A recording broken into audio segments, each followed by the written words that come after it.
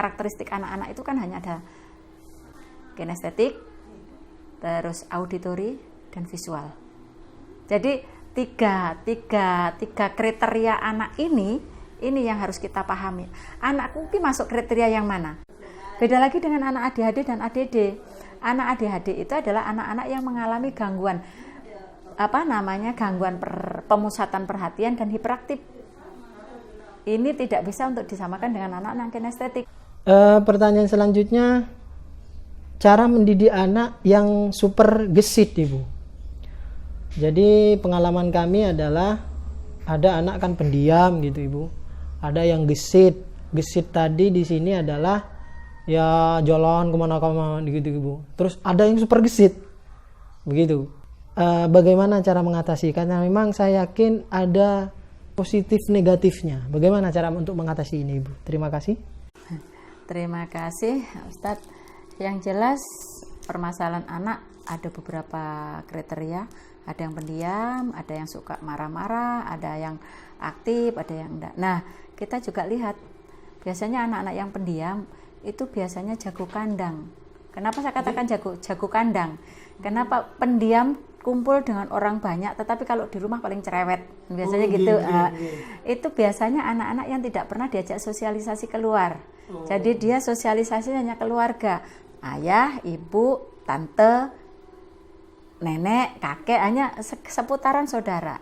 Tetapi begitu kalau di rumah, anak ini sangat luar biasa. Dia mau nyanyi apa saja bisa, ditanya apa saja dia pasti jawab. Tetapi ketika dia kumpul dengan teman-temannya, dia akan jadi pendiam. Dia hanya melihat, diam dan diam 1000 bahasa. Nah, itu adalah jago kandang. Nah, itu solusinya seperti apa? Dia harus diajak sosialisasi. Sosialisasinya seperti aja, mungkin diajak di tempat-tempat rekreasi dengan kita lepas. Yuk kita ikut ke sana. Itu jadi ikut bermain bersama dengan teman-temannya. Itu solusi untuk anak yang pendiam atau anak yang jago kandang.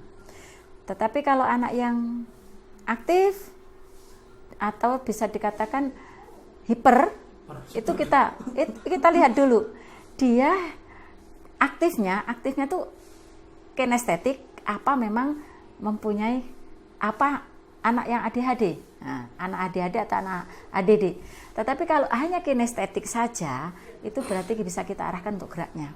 Misalnya dia kinestetik, biasa dia bisa lari-lari yang tanpa arah. Kita arahkan, yuk kita main sepak bola. Nah, main sepak bola atau main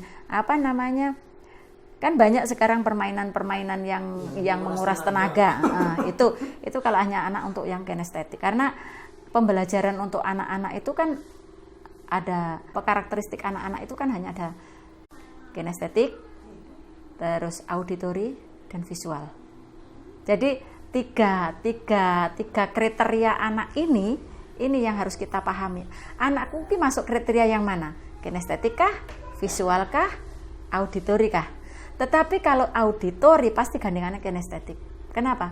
Dia hanya mengandalkan telinganya saja, tetapi dia jalan di dalam ruang kelas, dia tidak mau duduk, tetapi dia jalan. Tetapi apa yang ditanyakan sama gurunya, dia paham. Yang jelas dia kalau disuruh nulis dia tidak mau, disuruh baca juga dia tidak mau. Tetapi dia mengandalkan apa yang direkam oleh telinganya itu semuanya akan terekam. Itu kalau anak yang auditory. Tetapi kalau anak visual itu dia pasti menulis dan membaca, pasti itu. Itu.